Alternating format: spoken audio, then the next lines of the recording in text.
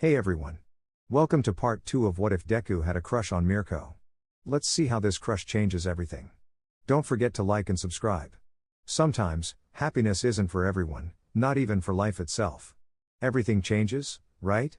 One day, you might fall in love, kiss the person you adore, and the next, you might see them in a way you'd rather forget.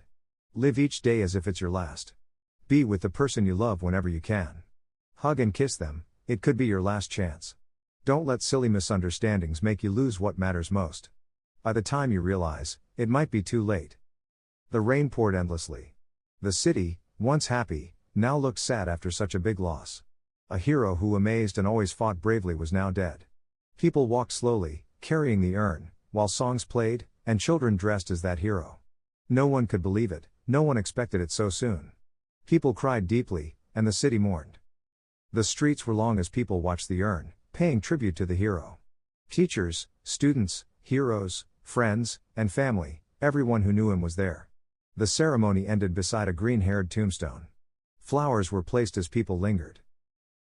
All Might, a bandaged green-haired boy said, tears in his eyes. He was a great hero, the bunny hero said sadly. He sure was, the best number one in the world, he replied with a smile. Why next to your mother? Bakugo asked, puzzled. Because he was the only father I had. Not by blood, but he was my dad, the green-haired boy answered, smiling slightly. I see. Deku, it's time for you to be the next number one, if you can beat me, Bakugo said with a challenging grin. I'll do it, Deku said, bumping fists as they left the place. 6 months later. Deku. Get down here already. The ashy-haired boy yelled, a bit annoyed. Coming. Deku replied, hurrying down. He was dressed sharply, feeling nervous.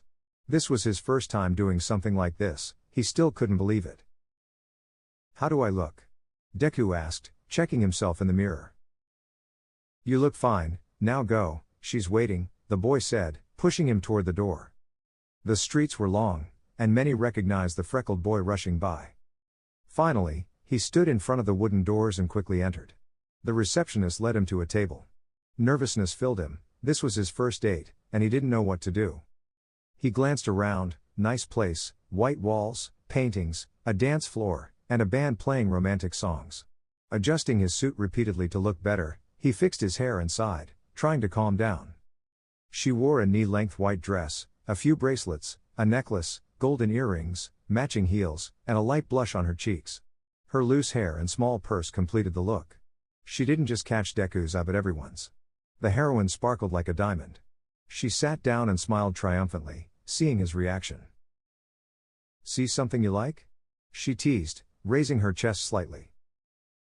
Without a doubt, you're the most beautiful thing in this world, Deku blurted out, blushing. She blushed like a tomato, lowering her chest and looking at him. Do you really think I'm beautiful? She asked, trying to look away. Beautiful doesn't even begin to describe you, Deku said, laughing softly. The bunny girl stood up and faced the green-haired boy, grabbing his arm to lead him to the dance floor. I don't know how to dance, he said, embarrassed. I'll guide you, my little green bunny, she replied, taking his hands and placing them on her waist, but don't get carried away, you can't touch too much, not yet. His hands shook, and his face turned red. The bunny girl wrapped her arms around his neck and led him. The music was slow, perfect for the lovebirds. The bunny took the chance to tease and play with the boy. Who would have thought that we're just friends, because someone is too shy to make a move, she teased, only to be silenced by a kiss. You always ruin the best moments, he said, pulling her close against his chest. Their eyes met, and they felt lost in each other. I wish I could marry you right now because I know I wouldn't regret it, he said with a smile, but since we can't yet, how about being my girlfriend? I love it when you're direct with me. You've learned a lot from me, she smiled. Is that a no? He asked, pretending to be sad. Shut up, kid, she said, kissing him before smiling, of course, I accept. The room filled with applause as everyone witnessed the beautiful scene between the two, now officially a couple. The night continued, showing a more than happy pair. They enjoyed their meal, laughing at how cheesy they could be. I have a surprise for you, the bunny girl said with a mischievous look. Don't tell me, he began, swallowing nervously, making the heroine burst into laughter. Silly, just follow me, she said, taking his hand and leading him out of the restaurant. The bunny took the young man to her apartment, which was romantically decorated. Green Bunny, I want to do something no one has ever done for me, she said with a smile. Running away? No, that thought didn't even cross his mind. He was so in love and mesmerized by the bunny that he took a few steps forward, trying to remove his jacket. Kid, what are you doing? She asked, confused. I, he stuttered, blushing furiously. Kids these days, follow me now, she demanded, and the boy obediently followed. The place was so romantic that they could hardly believe it. The bunny had put in so much effort, and the boy was amazed. The TV was set up with lots of movies, cushions were scattered around for comfort, everything was perfect for a cozy night. Now this is better, the bunny said, wearing short shorts and a tight shirt that belonged to the freckled boy. You look beautiful, he said, mesmerized. Of course, and all of this is yours, she said with a smile, pulling him down to sit. Hours passed, and they looked so comfortable that they barely paid attention to the movie. Between kisses, caresses, and hugs, the night became unforgettable for them. Morning came, and they were found sleeping peacefully together, Izuku resting on the girl's shoulder and her lying on his chest. Green Bunny, she whispered in her sleep, snuggling closer. Morning, Rumi, he said, kissing her cheek multiple times to wake her. So it wasn't a dream, she said with a big smile. Of course not, I'm right here, he replied, kissing her again and again. They were interrupted by the growling of their stomachs, making them both laugh before getting up and heading to the kitchen. Will you help me this time? The bunny asked, pulling out the ingredients. That's what couples do, right? He said, pouring the mix into the pan. Okay, now flip it over, pass me a utensil, she said, watching him. Not this time, he said, trying to flip the pancake with the pan. It was a disaster, the kitchen ended up with batter everywhere. They both laughed uncontrollably at the sight of the pancake stuck in his hair. They eventually got serious and finished making the food. They were happy, finally enjoying this moment like never before. After 6 months of not seeing each other due to studies, work, travel, and other commitments, they were finally together. Who would have thought we'd be together after everything, the bunny girl said with a smile.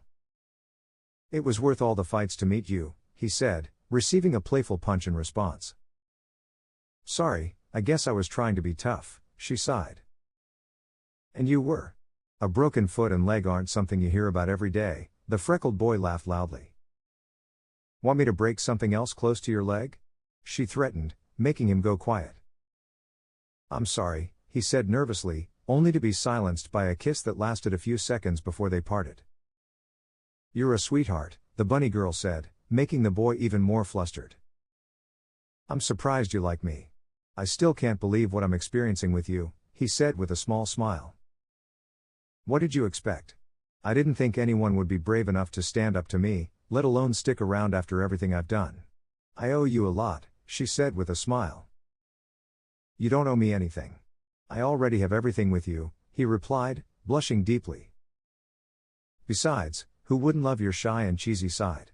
She teased, giving him another kiss. They enjoyed that moment, feeling how perfect it was to be with each other. As the sun set, leaving behind the bright stars and the most beautiful moon, something unusual happened, a few drops of rain began to fall. It's just a dance, she said with a smile. I know, but if you get sick, I wouldn't mind taking care of you, right? The green-haired boy said with a smile. And you can kiss me as much as you want, but later. Now, come on, she said, pulling him to the center of the plaza.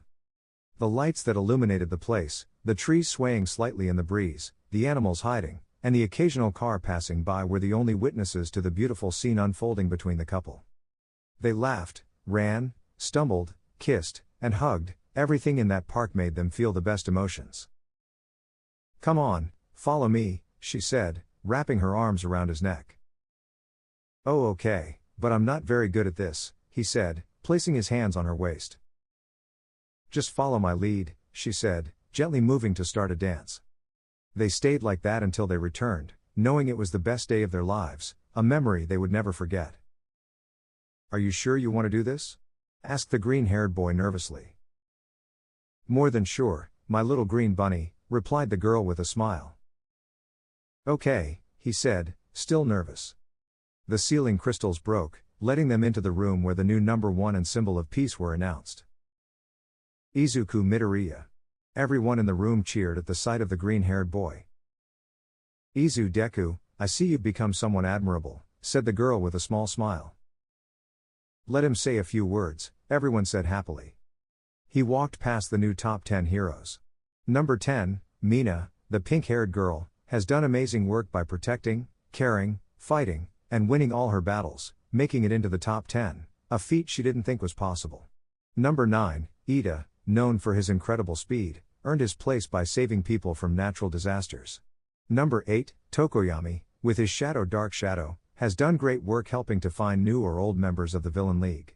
Number 7, and the surprise of everyone, Mei, the pink-haired girl with golden eyes, has been crucial in her career and for heroes. Her intelligence, creativity, and inventions have significantly reduced crime by 50% and helped heroes and save lives in disasters. Number 6, Tamaki, one of the top 3, has done an incredible job with his stealth and teamwork with Tokoyami, making significant contributions against the Villain League and in rescues. Number 5, Mirko, has achieved the impossible with his hard work, earning him the 5th spot. Number 4, Kirishima, known for his near-impenetrable defense, has surprised even his class. His training, strength, and defense have helped him and his teammates, and he has defeated villains 3 times stronger than a normal hero. The last 3 spots were expected. The 3rd spot went to Bakugo, who still has a fiery personality but is now more stable. He's earned this spot by defeating the Yakuza alongside Deku and Todoroki, becoming stronger and overcoming all challenges. The 2nd spot, surprisingly, went to Todoroki for his remarkable feats, including capturing Dabi, one of the 3 leaders of the Villain League. "Wow, being named again this year is still something I'm not used to," Deku said, receiving a pat from the girl. "Come on, Deku," she said with a smile. Well, I must thank you all. Being named the symbol of peace isn't something you get to say every day. I owe this to everyone, my mother, who I wish could see me here, and also to All Might, who helped me master my quirk. I promise I've kept my word to be here. I also want to thank my teammates, who despite our early differences, have always supported me. My teachers, especially Aizawa, who has been the best teacher and like a father to me. And my friends, I owe it all to you. But there's someone I can't forget." Tears were heard from friends, teachers, and even Aizawa, causing some to laugh. Even Bakugo had tears. Everyone looked at the green-haired boy, who showed confidence and a big smile. "That someone has a tough personality, sometimes gets angry, and has strong kicks that almost match my strength now. She might seem like the meanest person, but she's the sweetest, most beautiful person. You won't find anyone like her." He glanced at the blushing girl next to him. "Today is special not only because of this event but also because it's been 5 years knowing her, and I've fallen more in love with her every day." The girl was surprised, seeing the boy a bit nervous, something she hadn't seen in a while. The boy took a deep breath and held both of her hands. "I like you more than anything in this world. Since I first kissed you, I've been thinking about wanting to be selfish and keep your kisses just for myself, to hug you, cook for you, and be with you not just today, but tomorrow, every week, every month, every year, for this whole life. Because you are the one I like, and I want you too." The boy's nerves got the best of him. He stopped suddenly, looking into her eyes, which were shining brightly. "I want you to be the woman I can brag about, even though I already do. I want you to be someone no one else can be. I want you to be my wife." He took out a small box, opened it to reveal a shiny ring, and turned his face away, closing his eyes, clearly nervous, not knowing what the girl was thinking. "Izuku," she whispered softly. The boy turned slowly as he opened his eyes. A union is something that can't be expressed in simple words, or so they say. When you love someone, you don't just feel butterflies, you feel things no one else can give you. You laugh like you've never laughed with anyone else, and you care for them as if your whole world depends on them. This bond can be expressed through a letter, a hug, words, or something that's hard to describe. A kiss. "Rumi," said the boy, blushing. "I will marry the boy who knows how to love, who smiles and protects even when he's down, who is so sweet and a bit naughty that it's irresistible." Rumi. The boy exclaimed, blushing. Let me finish, she said, hugging him and resting her head on his chest. Despite being so silly, you've put up with me and never left me alone. You love me, kiss me, hug me, and always make me jealous by talking to other girls. This made everyone laugh. But look at you, who would have thought you'd like someone older? A boy so sweet who likes mature things. This made the boy blush even more, but I love you as you are, because you haven't changed. You're perfect just as you are. I hope you don't regret marrying me, because I will make you love me for life. I don't regret being with you after all the hits you gave me. Why would I regret it now? He asked, receiving another kiss in response. Oh Deku, always so romantic, you're going to make me sick, she said with a big smile. I want to say something, and let it be recorded in history, he said, holding the girl's hand. Maybe I'm number one, but for me, the only number one that matters in this life is this woman, who is number one in my entire existence. Shut up. Tell me this is over. I have a gift for you, she said with a big smile. Yes, you can all leave now, said the presenter, clearly blushing. RRR Rumi, he said nervously.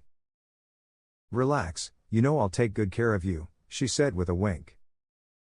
All right, let's go, he said, taking her hand as they ran off together. You're so excited, she said, laughing.